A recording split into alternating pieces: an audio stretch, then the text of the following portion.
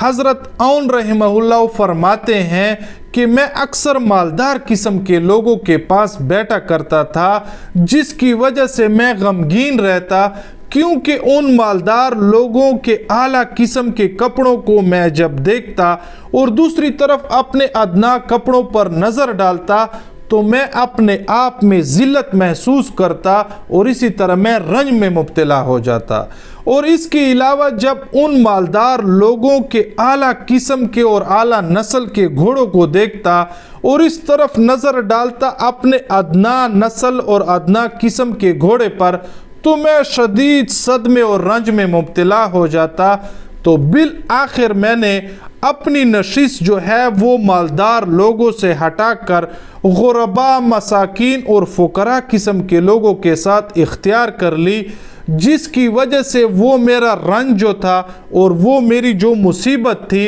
اور وہ میرا جو غم تھا وہ تمام کا تمام ختم ہو گیا، صرف نشست بدلنے کی وجہ سے۔ کیونکہ مالدار لوگوں کے اعلیٰ کپڑوں، اعلیٰ مکانوں اور اعلیٰ قسم کی سواریوں کی طرف میں جب نظر کرتا اور دوسری طرف اپنی جان کی طرف میں نظر کرتا تو مجھے اپنے آپ میں ذلت محسوس ہوتی۔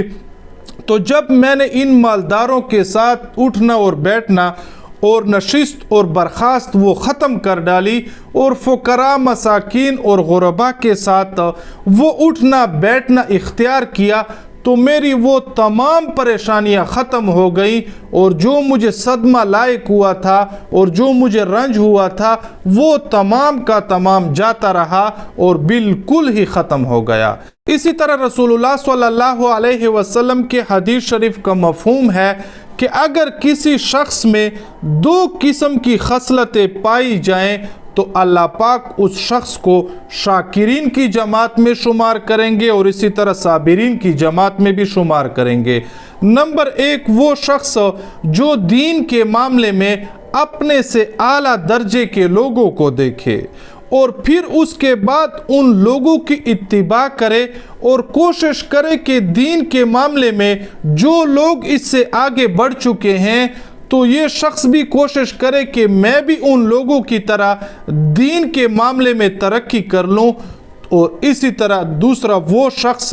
جو دنیا کے معاملے میں اپنے سے کم تر لوگوں کو دیکھے اور اپنے سے کم تر درجے والے لوگوں کو دیکھے تو اللہ پاک ایسے شخص کو صابرین کی جماعت میں شمار کریں گے اور اللہ پاک ایسے شخص کو شاکرین کی جماعت میں بھی شمار کریں گے۔ اور اس کے الٹ اگر کوئی شخص دین کے معاملے میں اپنے سے نیچے والے لوگوں کو دیکھے اور اس نسبت اس کے دل میں یہ خیال آئے کہ میں نے تو اتنے نوافل ادا کیے، اتنے صدقات ادا کیے، میں تو باقاعدہ ہر سال زکوٰۃ ادا کرتا رہتا ہوں، حج اور روزے رکھتا ہوں اور دیگر نفل عبادات کرتا ہوں، تو ایسے شخص کے دل میں ریا پیدا ہو جائے گا اور اس شخص کے جو نیک اعمال ہوں گے وہ تمام کے تمام اس ریا کی وجہ سے ختم ہو جائیں گے۔ اور نمبر دو، وہ شخص جو دنیا کے معاملے میں اپنے سے اونچے تر لوگوں کو دیکھے تو پھر اس اپنے سے اونچے تر لوگوں کو دیکھنے کی وجہ سے یہ شخص جو ہے یہ ناشکری میں مبتلا ہو جائے گا۔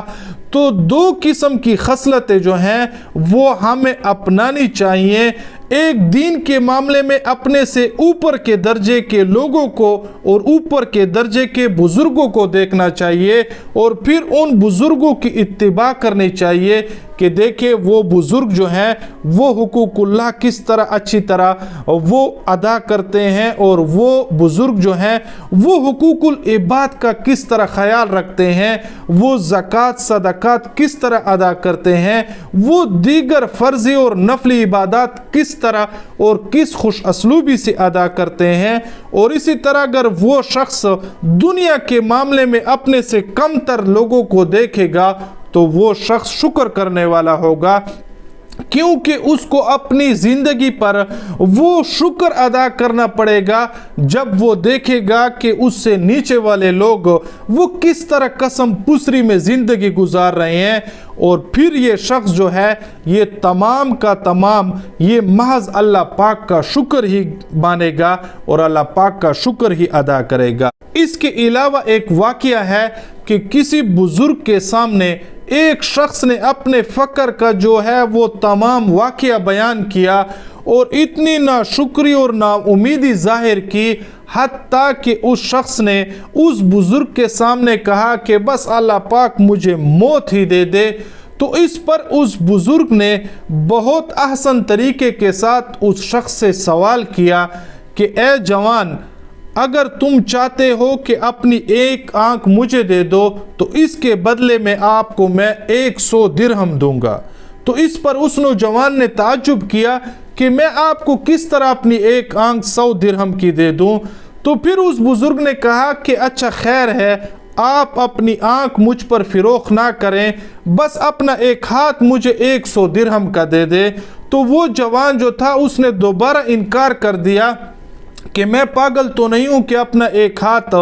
وہ کاٹ کر صرف 100 درہم کے بدلے آپ پر فروخت کروں۔ تو پھر اس پر اس بزرگ نے کہا کہ پھر آپ ایسا کریں کہ 400 درہم مجھ سے لے لیں، آپ دونوں ہاتھ اور دونوں پاؤں وہ مجھے دے دیں اور مجھ پر فروخت کر لیں۔ تو اس پر بھی اس نوجوان نے وہ انکار کر دیا اور وہ پشیمان ہو گیا۔ تو پھر اس پر اس بزرگ نے کہا کہ اچھا ایسا کریں کہ آپ اپنی زبان کاٹ کر میرے حوالے کریں، میں آپ کو 500 درہم دوں گا۔ تو اس نوجوان نے انکار کیا۔ تو پھر اس بزرگ نے اس نوجوان کو مخاطب کر کے کہا کہ دیکھو اے نوجوان، آپ کتنے بدبخت ہو اور اللہ پاک کے ناشکرے ہو اور اللہ پاک کے شکر ادا کرنے والے نہیں ہو۔ اللہ پاک نے مفت میں آپ کو 1200 درہم کے آزاد دیے ہیں، آپ اپنی ایک آنکھ 100 درہم پر فروخت نہیں کرتے، آپ اپنا ایک ہاتھ وہ 100 درہم پر فروخت نہیں کرتے، چاروں پاؤں اور ہاتھ وہ 400 درہم پر فروخت نہیں کرتے، اپنی زبان 500 درہم پر فروخت نہیں کرتے۔ اللہ پاک نے آپ کو مفت میں یہ آزاد دیے ہیں اور آپ جو ہیں وہ رونا رو رہے ہیں اپنی فقر کا۔ تو بجائے اس کے کہ آپ اللہ پاک سے نا امیدی اور نا شکری کے الفاظ ادا کرے، آپ کو تو اللہ پاک کا شکر ادا کرنا چاہیے، کیونکہ اللہ پاک نے مفت میں آپ کو اتنے آزاد دیے جس کی مالیت وہ میرے مطابق 1200 درہم سے بھی تجاوز کر گئی ہے، تو آپ کیوں ایسے ناشکریہ کرتے ہیں؟ تو اس بزرگ کے اس نصیحت آمیز سوالات کے اوپر اس نوجوان کو کافی سبق حاصل ہوا اور اس نوجوان نے اس بزرگ کے سامنے وہ توبہ کر لی اور سچی توبہ کر لی اور اللہ پاک کے حضور جو ہے وہ شکر ادا کیا کہ یا اللہ تیرا اس بات کا بھی شکر ہے کہ یا اللہ تو نے مجھے وہ صحیح سلامت اعضاء عطا کیے ہیں۔ تو اللہ پاک کے حضور